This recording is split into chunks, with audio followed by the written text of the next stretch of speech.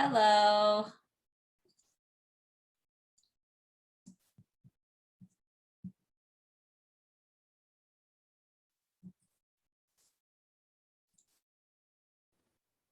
I've never used registration before, so I never knew if they got the link or not. I'm like, I uh-oh. can admit They get the people. link? Is it okay if I go ahead and admit people? Yes, please. Yeah, go ahead. I'm going to Okay. get my screen set up. Sure. I'll take care of getting people in while you do that.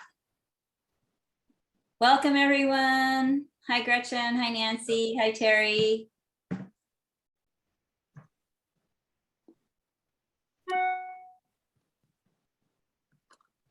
Hi, Gretchen.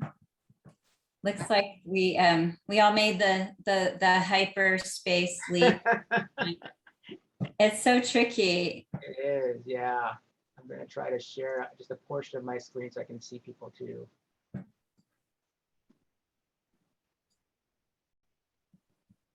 I never have the links until I'm ready to go to the meeting. So I always have to go to the agenda and get the link.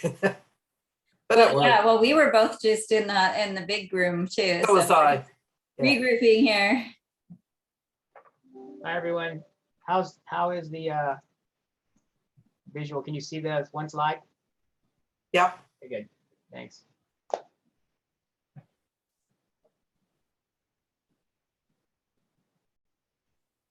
Oh, here comes Colleen.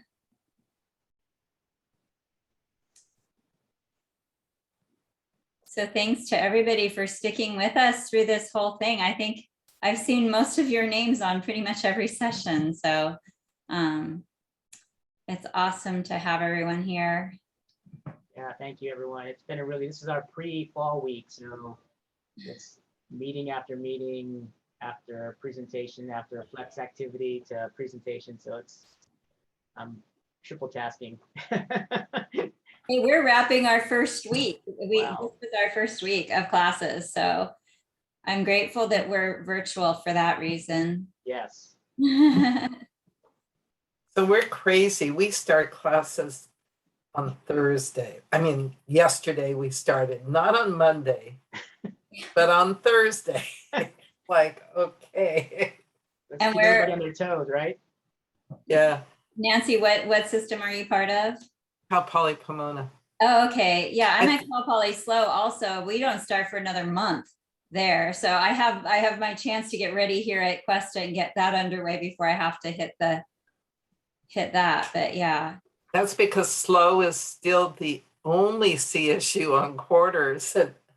Yes. It's interesting, I'll just say. Yeah, we won't talk about that. Yeah, it's a wild ride. Yeah. For sure. Should we introduce ourselves? Yeah, but we have. Yeah, we're going to get started, and we'll have people we'll go around and have folks introduce themselves. I'll go last. Maybe we'll start. I'll start with Colleen, my colleague from Cerritos. Hello, everyone. My name is Colleen Mckinley. I am the Director of Educational Partnerships and Programs at Cerritos College, which includes our teacher track program. For those of you that have been in teacher prep for a while, I am the new Sue Parsons, although almost 5 years in, I don't think I'm allowed to call myself new anymore. But generally, when I say new Sue, people get a better context about who I am. So unfortunately, I'm only going to be able to be here for the first half today, but I'm excited and looking forward to the presentation. Thanks. Nancy, you want to go next? Sure. I'm Nancy Hurlbut, and I just stepped down as chair. I'm a faculty member at Cal Poly Pomona Early Childhood Studies Department, which we are in our 5th year as a department and a major, and we got accredited with NACCE. We are the first 4-year in California to be accredited with NACCE, so I have to brag about that. I work directly with Marquita. I have assigned time. I'm a faculty associate for early childhood for the Chancellor's Office. And I'm also a co-lead of PEACH, a higher ed collaborative. So that's kind of where I'm at right now. Thanks, Nancy. Welcome. Gretchen, would you like to go next? Hi, I am at UC Santa Cruz, where I'm the director of our undergraduate CalTeach program, which works with STEM undergrads who are exploring teaching careers. Excellent. Thank you for being here. Terry Jackson, welcome. Hi, thank you. I'm Terry Jackson, and I'm an education programs consultant at the California Department of Ed, and also a commissioner on the CTC. Welcome. Alice, would you like to go next? Hi, I am Alice Hale. I'm from Chabot College. I'm the a faculty in early childhood development and the lead on our teacher pathway. You're welcome. And Jamie Jones. Or is it Jaime? Hi, I'm Jamie Jones. I am at Antelope Valley College, and I'm the assistant in our brand new teacher preparation pathway. Excellent. Welcome. Rosemary, would you like to go next? Sure. Hi, everyone. I'm Rosemary Wren, and I am the lead for the education teacher pathway at Cuesta College. And I'm always in the cross systems because I also work at Cal Poly in liberal studies at Cal Poly SLO. And I teach children's literature in a diverse society, and I'm going to be doing the orientation to liberal studies. So I kind of go back and forth between the two schools doing what we're doing here, but on a much smaller scale. So welcome, everyone. Yes, thank you for being here. Welcome. And my name is Steve Batista. I work at Santa Ana College, where I am a counselor and program coordinator for our Center for Teacher Education. This is year 21 for me doing this work in this role. So I've been a part of teacher preparation programs in the community colleges for quite a long time. And then I'm also currently serving as the president of ACCCTEP, the Association of California Community College Teacher Education Programs. And I really appreciate you spending time with us in this afternoon. And I'll kind of share a little bit about historically where this presentation comes from. And it's very fresh on my mind. So, you know, with 20 years of experience doing this work, I decided at 47 to go back and finish my doctorate, and to actually start and finish my doctorate. And so I just finished last July. And so one of my goals in doing this was really to understand in a deeper way the ways that we can really change the systems in order to really create more diverse teachers in California, because that's been my professional work for the past 20 years. And I really wanted to just study that phenomenon. And I did a qualitative dissertation on the experience of Latinx students who who on our teacher education pathway, but begin in a community college. And so I spent a year interviewing students who had transferred from various community college into a CSU, into various pathways, secondary, elementary, special ed, and asked them about their journey and their experience. And you know, what were the things that helped them get from community college to the university. And it was very affirming to the work that I do, but also extremely enlightening into what happens and what the students are experiencing in the journey. And that dissertation experience, when you hear those stories and you match that with your own your experience, you want to try to do something, right? And I feel like at this point in time, I really want to try to put out into the world and speak into hopefully an existence, and just talk with colleagues about how do we fix and change the systems if we really mean issues related to diversity and equity and inclusion, and expanding the teacher force. Like let's just talk about things out loud and see where we can really begin tweaking things to make it better for our students. And so this presentation is going to be obviously dialogue with all of you. We have a small group, and I'd love to hear your thoughts on this. But I wanted to start some guiding questions, talk a little bit about some historical context, and particularly with community colleges and how we fit in that pathway, kind of like what's out there, what current structures exist to facilitate community college students becoming teachers, talk about what we know about aspiring K-12 teachers, and then talk about a way forward. Let's talk about what could be different in the future to help create better pipelines and more robust pipelines for our students. So I will definitely ask for your participation along the way. And Rosemary is going to help guide us as well and contribute to with her knowledge and expertise from her vantage point. So my guiding questions when I, Steve, yes. Steve, before we begin, can we think of this as a TK at least? Sure. Instead absolutely. of because one of the biggest challenges right now is getting those 12,000 TK teachers. 100%. So if we could just revision that a bit, that'd be great. Yes, that's what I meant. I mean, this is my, so exactly, right.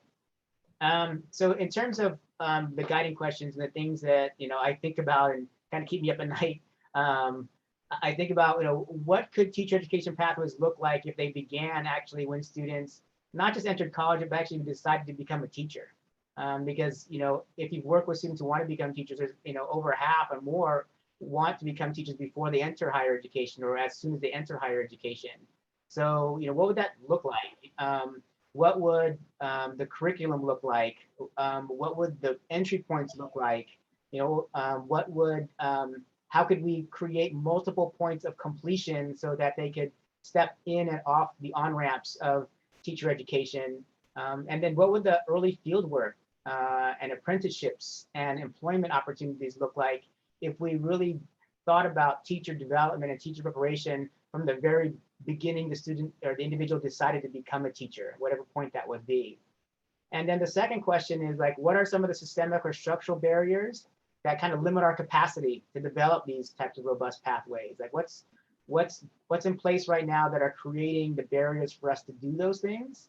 And then finally, my third question is always is what role does community colleges, how can we help build and expand diverse teacher pathways and pipelines? I mean, you're right, it's TK or even P all the way through 12. So it's the expansion of the whole pipeline.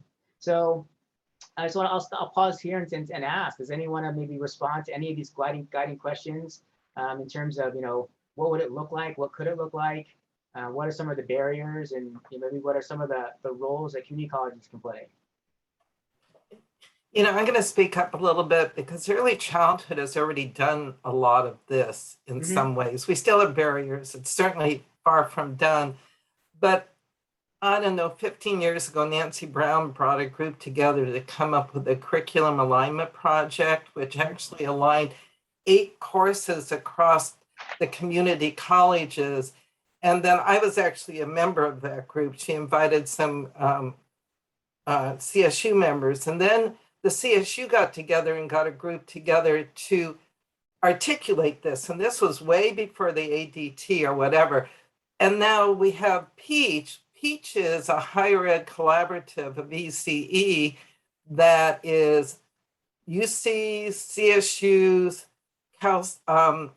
community college and privates.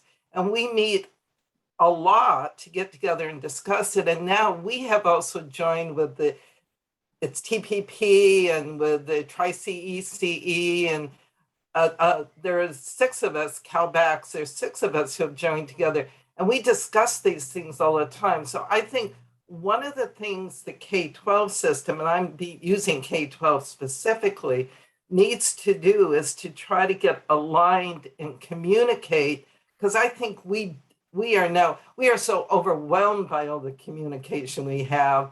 That's how we joined this joint thing.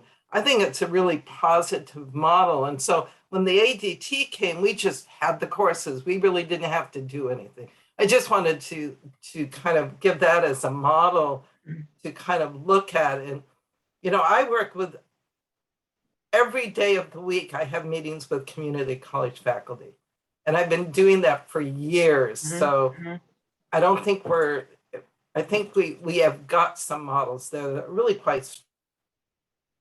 Right, and it's a beautiful model, the ECE, what they've done. And, I think I look at that and I see, wow, that is the cross systems work that's been done that helps students navigate the pathways, articulate smoothly from community colleges, universities, and it leads to employment. And so you're exactly right, Nancy. Thank you for all that work that you did, years ago to make that happen and continue to do, because it is the model. How do we do that for, elementary, secondary, special education? It's the systems. It gets truncated because the systems get different, right? The end result of credential is different than the permit. And so it'd be, and you know, obviously the policies and legislation statutes are different that lead to that. So I think that's probably some of number two, some of the structural barriers that currently exist. And we'll dig deeper into this, but I appreciate the comment there and context. Others? Well, I think there's, in terms of barriers, I mean, I think what I've run into is trying to get people to pay to try to build a pathway for early childhood students who are interested in being elementary school teachers. The systems seem to be so different, and those degrees, those transfer degrees are so different. And I think our students get really confused, and I think I've run into on my campus, and it just a sort of a block about, well, you know, ECD students can't, how can we help them get on this pathway? And I think this is particularly critical now with this TK issue. I think you're right. I think you're right, Allison. There's not a lane, one piece. Person has to pick a lane, right? There's not like a one on ramp. It's, you got it at the early beginning, you're going north, you're going south, right? Or you're going east, you're going west. And it's difficult to get students who are wanting to go towards becoming a teacher and then be able to effectively and efficiently move through the system. So you're right. And there's I think a lack of acknowledgement about the fact that a lot of what ECD students learn is very useful if you want to be an elementary school teacher. It's not that the bodies of knowledge don't overlap. Yeah. Thank you. Renee and Nancy. As a mom of a future teacher who's currently 14 and she's on the dual enroll, she's already in a campus that has dual enrollment starting in 9th grade. She knows she wants to be a teacher. I'd love if there's more resources available for the younger students that know this. I think about when I was a 5th grade teacher and I had a student who is currently a credentialed teacher. Okay. So my 10-year-old is now currently a credentialed teacher. She knew she wanted to teach. So we sat down and talked and I was like, okay, cool. So what do you want to teach during the school year? And she's like, what are you talking about? And I said, you said you want to be a teacher. So what lessons do you want to teach?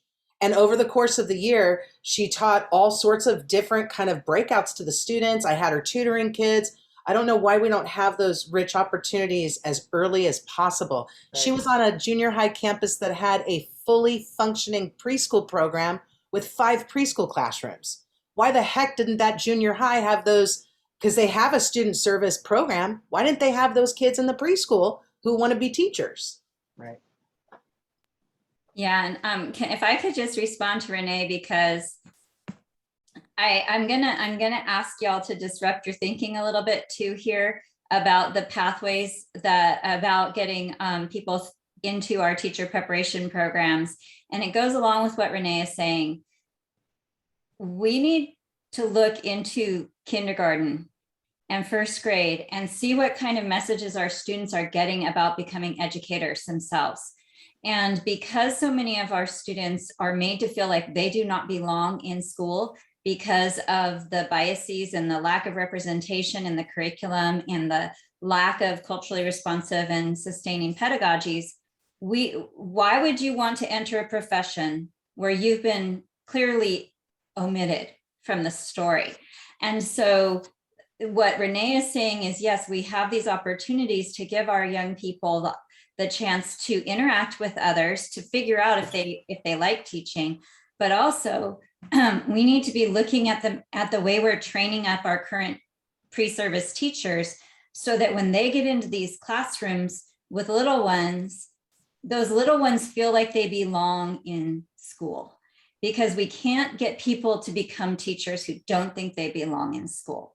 And so that's, I know it's, as a lot of us here are in higher education. And so we often don't think beyond the community college and the high school, but we need to be looking all the way down into these very, very young children and early childhood as well. The minute we have children in a classroom, finding ways to make them feel like they belong there is absolutely crucial to our pipeline, because they're dropping off every transition point between preschool, elementary, junior high. We want to get them all the way to higher ed. And that starts in kindergarten. That starts with our pre-service teachers in early childhood. Thank you, Rosemary. Colleen and then Nancy. Well, actually, Gretchen's had her hand up for Oh, a I'm while. sorry. How about Gretchen go first, and I'll go second? Apologies. Thank you. Thanks. Sorry, I had my hand up and then it got tired and I didn't. Electronic hand. I'm looking for the virtual hand. Yeah. Are we using real hands? We all have real hands? Thank you. I guess I'm thinking about this from the math and science perspective, and I think about your first guiding question. And one of our challenges is that some of our students decided to become a teacher, but some of our students didn't decide to become a teacher, and we're really trying to create a space and an opportunity for them to make that decision. And the other challenge is continuing to support students who do want to be a teacher, who are struggling. You know, I'm at the university, so are struggling after they transfer to remain in and succeed in a math or science major, and that's a real challenge for us. And I think this is in some ways parallel to the early childhood education and then elementary ed disconnect, in that the things that we're asking of students who want to be a teacher, if they want to be a math and science teacher, are a little bit different than the things that we're asking of other folks who are planning to become teachers. And so it's hard to have a coherent set of guidelines for people to follow because there's all these different specialized options. Yes, thank you. Yeah, I think that's going to come up in my next slide, kind of the philosophical things that I've thought about that kind of trap us there. Colleen and then Nancy. Oh, sure. I want to make a couple of points. One of the points is, one of the things we did a lot this year, we hired someone both at Peach and then at Cal Poly, where I work, to do some major work on anti-racism. I mean, major, it was in 8 months. We had 8 trainings from somebody we hired at the University of Nebraska, and then Peach had 6. And one of the things we're doing, which speaks to what Rosemary was talking about, we are literally changing our resources. So many resources come from, in early childhood, old white men, Piaget, Vygotsky, and there is so many resources that come from people of color and people of different perspectives. And if we don't use those in our coursework, how will a teacher know how to go and work with the multiple cultures we have? So I think it's not just pathways, it's curriculum needs major revisions. And I can argue whether you're a math and science teacher, an early childhood teacher, special ed, whatever, having anti-racist curriculum has to underpin what we do. So that's one thing I wanted to argue. The second thing relates to the pathways. One of the things I think is not working very well is advising. So many of our students are told when they want to transfer, for instance, from a community college to Cal Poly, go into liberal studies if you want to be an elementary school teacher. They're not even advised that there are options, that there are different alternative ways to become a quality early elementary school teacher or whatever. So I think advising, and I agree with you, Rosemary, advising, we need to work with elementary school. We need teachers who talk when they're teaching preschool, what a wonderful job this is. And so advising and marketing starts not only with teachers, but what we say and what our advisors say. So I just wanted to add that. Right. Thank you, Nancy. And I would argue that the advising is so difficult because the pathways are so freaking complicated. So that would be my point as a counselor. That's what I spend my life doing, is explaining this stuff, and it's hard for me to understand. And so, so I think part of the issue too. Colleen. See, that was a perfect segue to what I was going to say, because in our teacher track program, child development and early childhood was always a great partner, but didn't have a pathway within the program. And through some funding, we were able to provide some release time so faculty and counseling could sit down together and cross-train, but also think about what that very complicated pathway looks like. Because the reality is, somebody had said those degrees are very different, but students can be guided towards general education that meets both, because the reality is most of our students flip-flop between pathways. They either come in at preschool and then they decide to change, or they come in at secondary and decide to go to elementary. So with guided pathways, we've had to step back and look at what those pathways were, but for the ECE elementary conversation, having faculty and counselors together was a huge benefit. And then our goal was to really help students maximize their options. So that was kind of what we are marketing it as, is, you want your ed plan to maximize options in the future should you, change. And I think the beauty of teacher preparation is that there are a million different ways to teaching, but it is very confusing to the students in their first 2 years. And we sometimes try to give them so much that, every teacher that I ever worked with, none of them took the same path. We got math teachers who were physics majors. We have, elementary teachers who were kinesiology majors. I mean, the reality is our classrooms aren't all liberal studies or early childhood, but we need to figure out how to make things to give students options, but also digestible to where they will understand. Thank you. Thank you for sharing those strategies at Cerritos. You're right. The collaboration is really important on our campuses as well. I'm going to move the discussion forward and share the rest, some more data, just information that's kind of been sitting in my head, and I just want to share, and we can go back to what we might do, and it helps give context. So to why where we're at. And so if you've never read this document, I really encourage you to read it. And Terry Jackson from the commission, this is an amazing document. It talks about the history of teacher credentialing in California from the beginning of the state up till about, 2010 when this thing was written, or maybe before then. But it's really fascinating to see the philosophical changes that got us to the system that we have right now. The 5th year, the very much strong emphasis on subject matter preparation versus pedagogical preparation that happened previously and that happens in other states, and kind of the political forces that got us to where we are at. And if you look back on it, you can see as you layer, and this document does a really good job of layering history in our state to the credentialing process. You'll see where some of the political drawbacks and the issues of the day were layering on top and pushing these demands on teachers and all these regulations and the way we actually approach credentialing teachers in our state. That begins with, early on in the context of history, and I think the first piece was the Fisher Act of '61 that really focused on the 5th year for elementary and secondary, and the focus on subject matter preparation.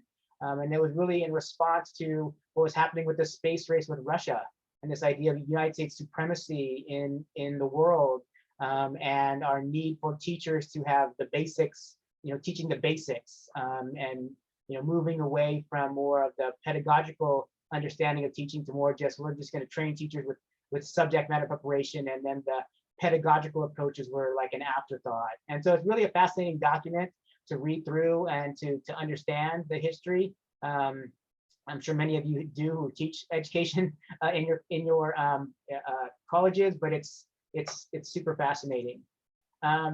And why we're there today, and is that model, does that still fit to what we're doing today? I'll go through briefly on this slide because you all are probably familiar with the role that community colleges play in teacher preparation, how many students we serve, how many teachers begin in community college. Like nationally, 20% of teachers begin in community college, and 50% of teachers attend community college for at least a portion of their education. And as Marquita shared, over half the students in California or credentialed by the CSU begin in community college. So we have a lot there of students, and we train a lot. Some of the structural challenges. So again, thinking about this is for our community colleges, part of it's a funding issue, that there's a lack of consistent funding, and we'll talk about why that exists. The limited education coursework. So as we were sharing earlier, and as you were articulating, Gretchen, a math majors in math, right? In a liberal studies program, it's basically content preparation at the lower division level. There's very few education courses that are even offered at the lower division level. except in early childhood, where a lot of that preparation is preparation for the classroom, right? And in that model, a lot of it is preparation for working with children, and that it's embedded content along the way. The third bullet talks about the limited transferable education courses, the limited degrees that we offer, where there's only 3 ADTs really that will work, and we'll talk about those. Just give us limited tools for us to work with students who are on teacher pathways. And so we have to create non-transferable courses or other experiences to provide to students that may delay their time in community college, but give them what they know that they want and that they need. There's also a lack of a state-defined lower division pathway for special ed and secondary education. So we don't know who the students are. So we would love, I work with my math folks and our folks. We have a grant with Cal State Fullerton to identify math teachers. The hardest thing is identifying the students. We don't know who they are, right? So we spend a lot of time just identifying who those future math teachers are. They know who they are. They're on campus. If we had a way to be able to identify them, it'd be much easier to kind of train them and support them. And then it just, what happens is the last bullet there is that our ability to create education programs or pathways at community colleges, we typically have to bridge and work with our early childhood our faculty and programs, which is great. Or we have to lean in and create new programs that are focused towards employment in schools, right? At the paraprofessional level and at the extended learning level, because transfer programs aren't really financially supported if you don't have a degree or a pathway to support it as a discipline in community colleges. So it creates a challenge there that we have to try to navigate. And this one's the next slide. I don't say very often because it's on the books, but it's a barrier, but it's not really enforced. So this is actually Title V. This is in Ed Code right now, and it is through the CSU's portion of Ed Code. It's 40409, and it talks about community college credit. And it talks about how many transferable credits are available from a community college to a university. And then you'll see A, and we know this, that really typically no upper division credit can be granted for classes taken at community college. So they'll sometimes get subject matter credit, but not upper division credit. But look at B. Can you read that one?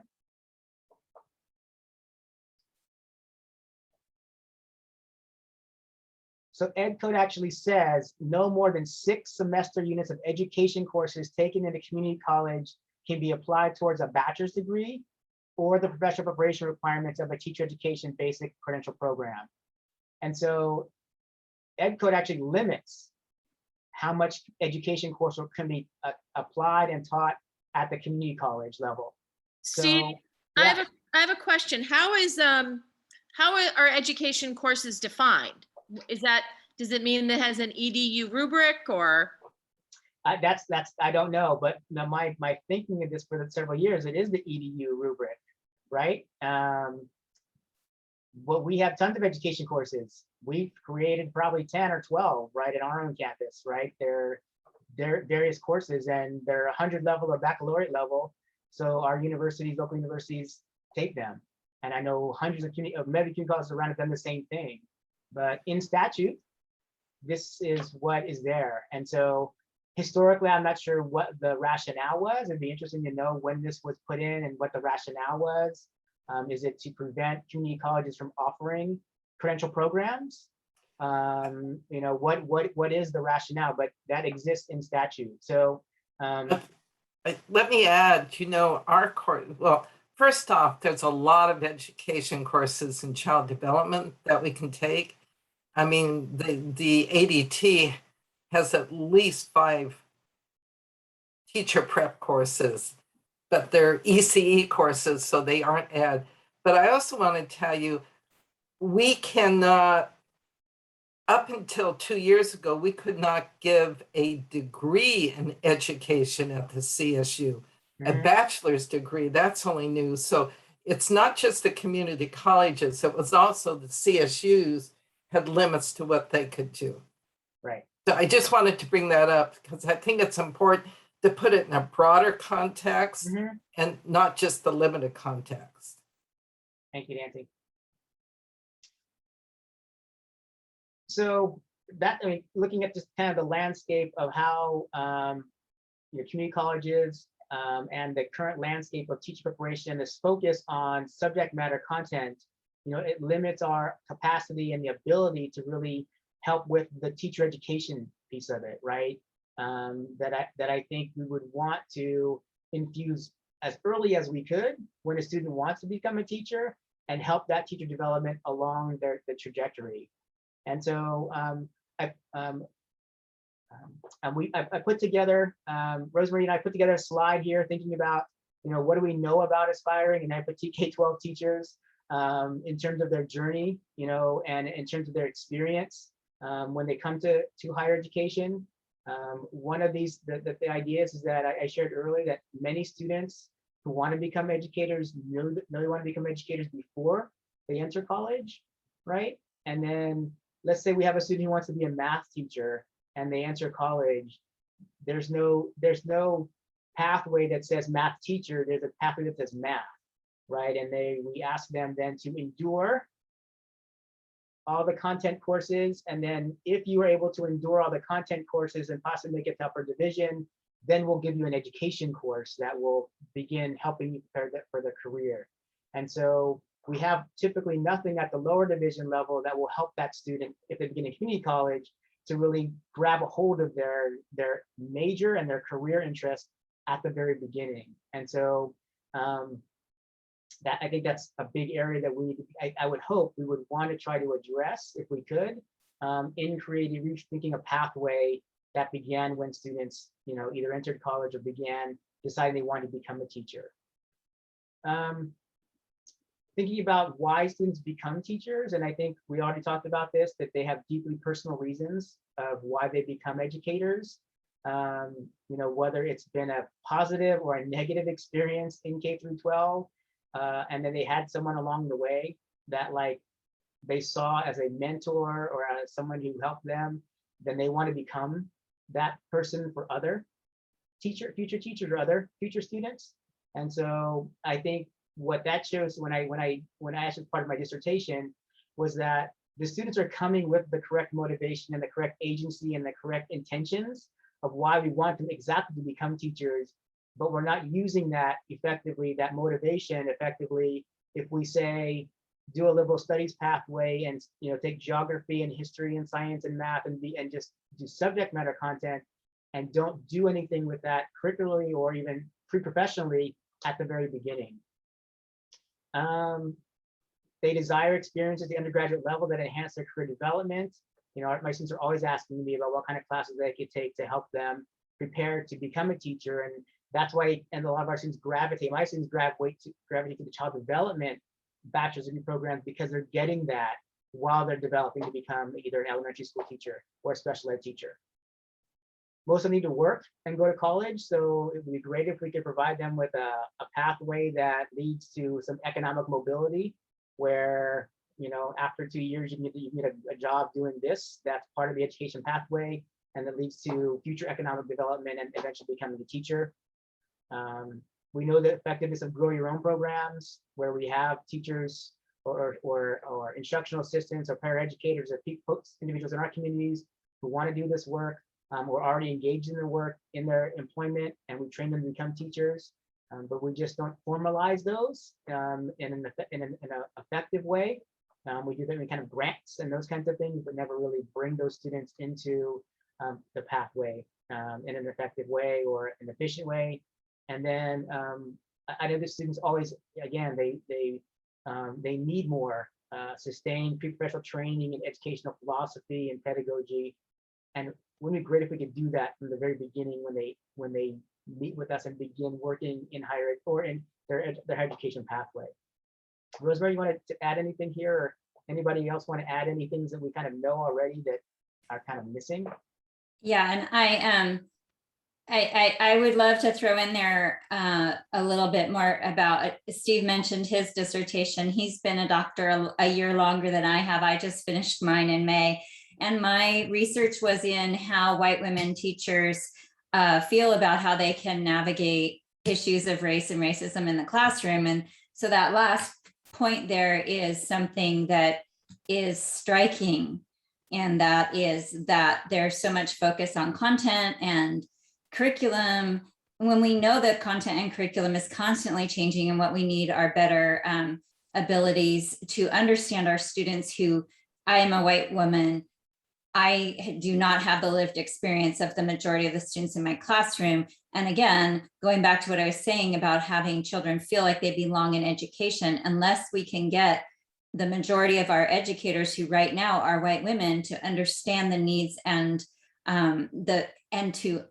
to be compelled to understand the importance of this concept from the very start, so that it becomes the foundation, not not worrying about a checklist of content they have to memorize, because they're all going to get the curriculum they need when they get to the classroom, but from the very start. And you look at our young people today who are thinking about their careers, and they're very mission driven. And they're very concerned about the future and the future of their communities. And so to provide them this foundation as they begin their journey. And so I don't know if y'all noticed the picture of the soapbox that Steve had on that first slide. So I'm on my soapbox. I'll get down right now. But that is, it's difficult to measure.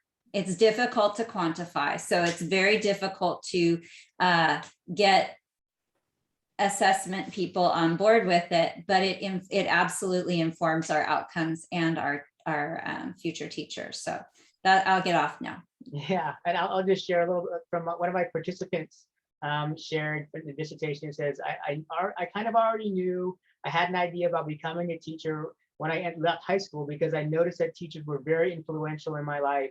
And I thought, hey, I really want to do that.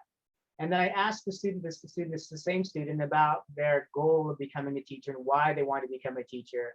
And and she shared with me, I hope to inspire my future students as I was an English language learner, and to show them that someone like me, a first generation English language learner, a Mexican, could achieve what to others may seem like the impossible. I still see my own accomplishments as impossible because of my background, but I did it and I'm currently doing it. I just hope that when my students see what I have accomplished, they strive to be just like me or even better. And so, I mean, it just shows that the students early on in their pathways know the kind of, they're mission driven and what they want to do.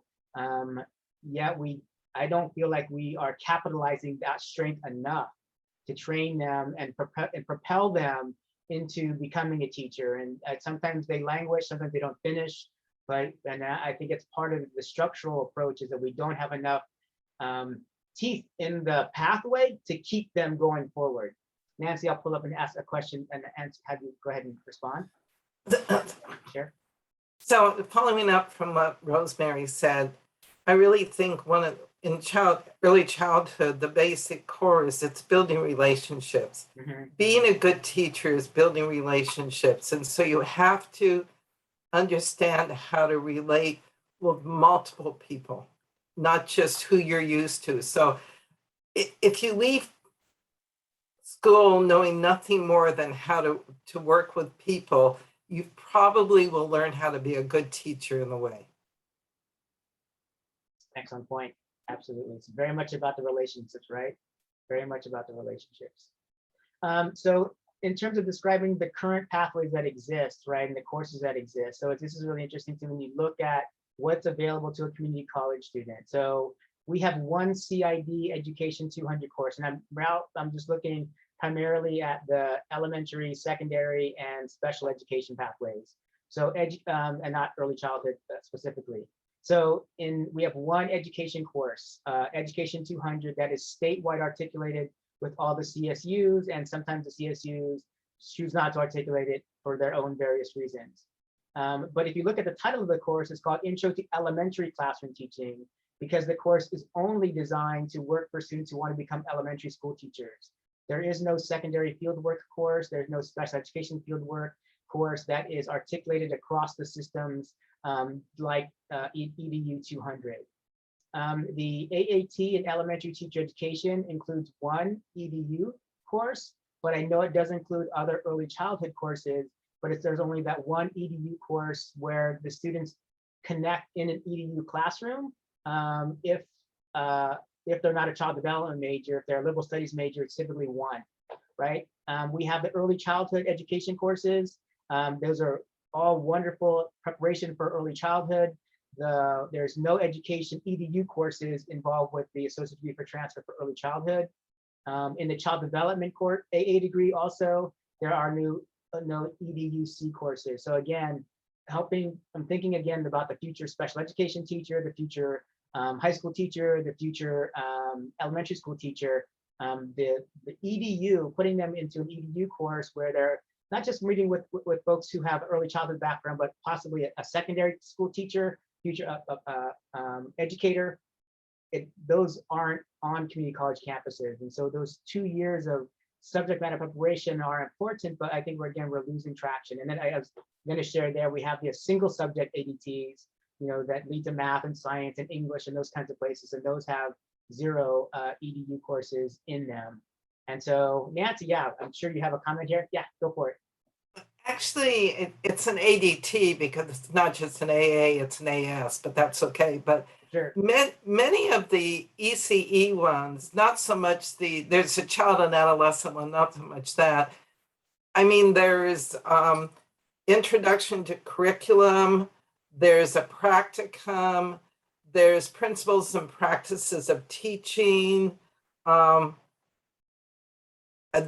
3 for sure directly relate. Health and safety, diversity. The ADT doesn't have an EDU, but it does cover pedagogy in addition to content.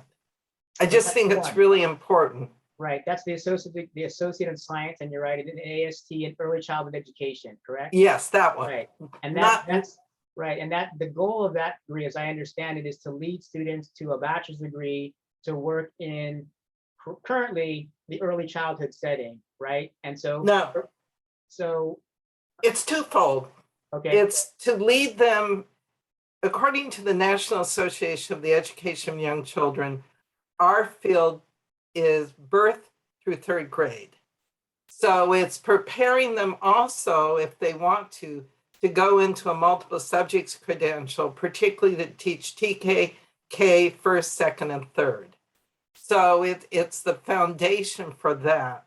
And our students, it's not aligned though with the state standards that have a elementary subject matter preparation program that is more aligned to the subject matter preparation. So I know that the pathway will work, but in terms of looking at the curriculum alignment, it's, again, I've been doing this a long time and understand the connection between the lower division piece and the upper division piece.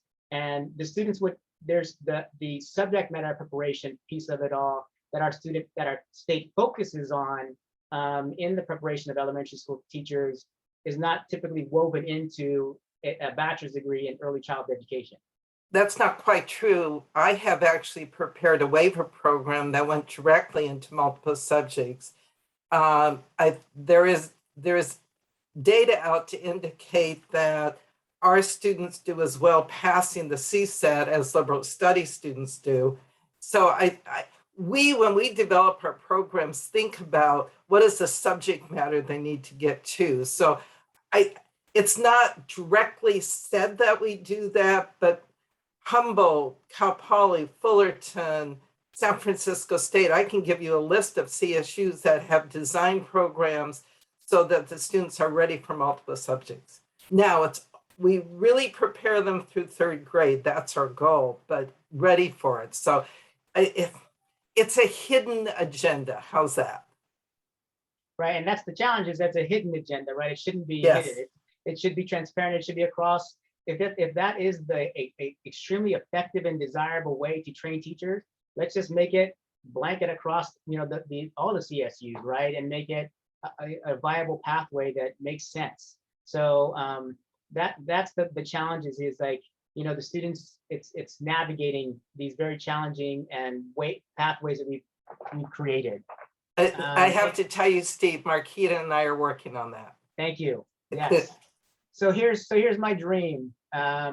a new way forward. So I was thinking about this when I was writing chapter 5 of the dissertation, which is basically like the recommendations, right? What do you see in your future? What could fix some of these challenges that we are, the problem of practice that we're experiencing? And my thought would be, and I would love to share it, it's the first time I'm sharing it out loud with peers, is this idea of a statewide minor in educator preparation studies, something that would right alongside whatever major a student would just choose, right? But it would be for all aspiring teachers, TK, P through 12, right? And it would be something that would embed in it the things that we have just talked about that are missing, right? It would include in it personal exploration related to an individual's desire to become a teacher, connecting their strengths, their educational experiences, their identities to their role as being a teacher. The history and sociology of education, the beginning of pre-professional development related to building an educational philosophy and what that really means, and looking at, anti-racist teaching pedagogies, and just beginning that whole understanding of what it takes to be a teacher developmentally from the very beginning. I would see the minor as broken into upper division and lower division.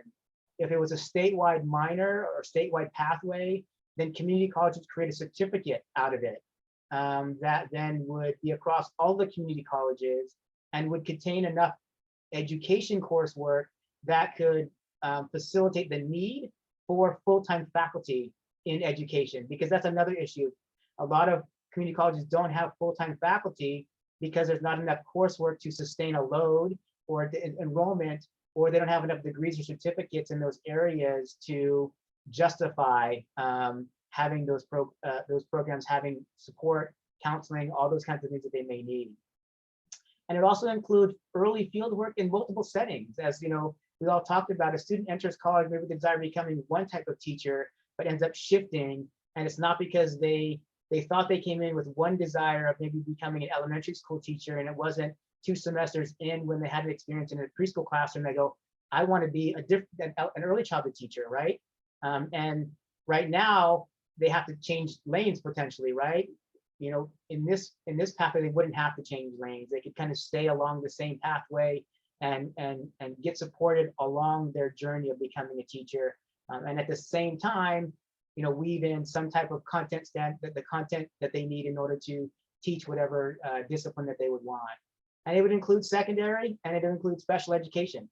And so we would be able to know who our students are. I think AB 130 opens the door, gives us more flexibility on how we look at things. We were kind of stuck with these subject matter preparation programs was the only way through, or an exam. The AB 130 offers new opportunities with degrees in subject areas that could maybe help alleviate some of the structural barriers that have hindered us from being able to do this kind of work, and offered more at the lower division level or at the undergraduate level.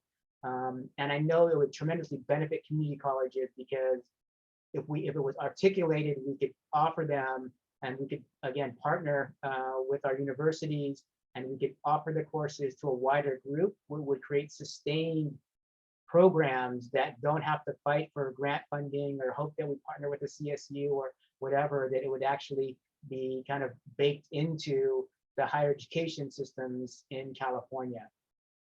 So I put that out there as like a, hey, one solution from, a guy's been thinking about this for a lot, and I would love to hear, your reactions, your thoughts, your feedback, or other solutions that we can do to try to tackle these thorny systemic structural issues that continue to kind of plague us.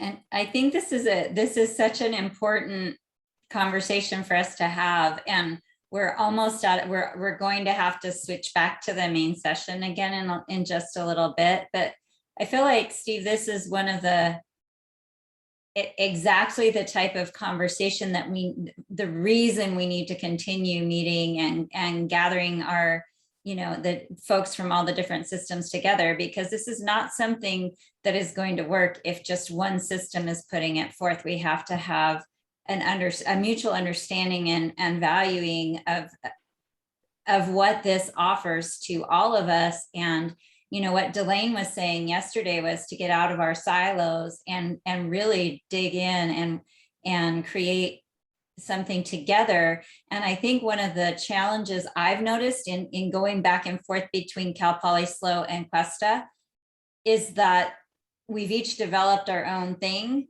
and they're both great, but there's so much room for collaboration and co-creation of something that really will work for both schools. But we need to, like, I see us starting with this concept of a minor as a collaborative process, so there won't be all these little disconnects along the way and in between. So yeah, so we only have like a few more minutes, so I'll be quiet now, but I'm probably gonna go ahead and step out and get to the other session before much longer, just to help be in the back. Thank you, Rosemary. I think what we need to do if we come up with something like this is one of the things I'm always amazed at is what someone in multiple subjects who went through one pathway versus someone in multiple subjects who went through another do not understand each other. And so something like this cannot be developed by someone like me or someone like you. It's got to be developed cross-discipline, cross-system. It's going to take time, lots of relationships and lots of discussions. Otherwise, if I present my model, you're going to say, wait a minute, you forgot this. And unless we build the ship together, it's going to sink. You know, I feel really strongly about that. I agree 100%, Nancy. I agree. And I'm trying to figure out where is the space and the ability to do that. Where do we have those conversations, and who can bring us together to help kind of work towards something like this, because again, we're in silos, and just, you know, the way the system is developed right now doesn't provide enough opportunities for the cross collaboration, right? So unless someone's thinking about, oh, I need to contact my community college partner, oh, I should be thinking about connecting with this other, you know, group, it's hard to move the agenda all forward with everybody kind of rolling in the same direction. So my experience is it takes somebody who's willing to put a lot of time in and who is willing to reach out to lots of people. You know, not that what happened with CAP or anything was perfect, but Nancy Brown sent out an email to every community college ECE person and said, I'm thinking about doing this. Who would like to join me? And then Nancy got the brilliance, well, we need to include CSUs. So she reached out to some CSUs and said, would you like to join us? And I think it's just literally this kind of thing, bottom up, with somebody who's got the passion, who's willing to initiate it, and then you get a group. I mean, we formed the Cal ECE baccalaureate group 5 months ago because we heard from faculty we need to talk to each other about early childhood. We have over 100 people attend our meetings, and we're now going to monthly meetings. So I think and it was just 5 of us who got together and said, let's do this. I think that's how we do it. Now, Nancy Brown also went to Packard and got funding so that she could do that. So I think you have a passion, just do it. I don't know how to tell you, but to me, that's how we do it. Thank you, Nancy. I appreciate that. Gretchen, I saw your hand up. Yeah, I just wanted to say, I think that your idea is really cool. And I'm with Nancy. I will be your cheerleader. I mean, this is not my area of work at all, but I think it's really exciting that you are thinking about this and have a really thoughtful idea. And yeah, hopefully Nancy can be your mentor to help you push it through, because I know it is, I mean, even in one campus, it's tricky to get this kind of this kind of thing done that requires so much collaboration across groups, but I think it's a really cool idea. Thank Oh, you.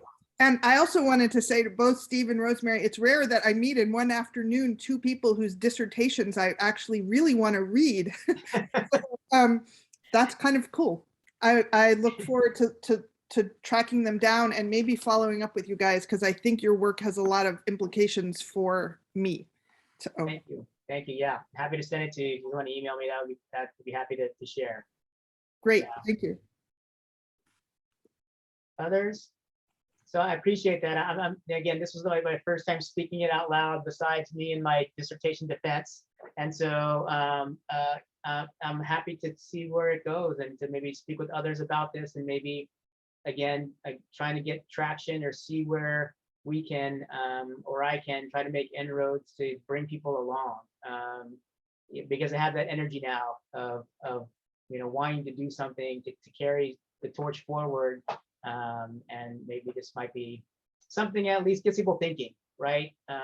If not, if it doesn't exactly work out but maybe break down some of the silos or some of the barriers that exist, because community college teacher programs need to exist. And we need a foundational structure for us to exist, which means curriculum and degrees and certificates and faculty and departments that, help us thrive in our institutional and our systemic, financial organizational structure. And at the very least, if we can get there, then I think, we, can build on that as well. So thank you for attending. Grateful for your participation and great knowledge. Nancy, thank you so much. Gretchen, Terry, Alice, Jamie, everyone who came. Thank you, Rosemary. Have a great afternoon. Thank you very much. Thanks.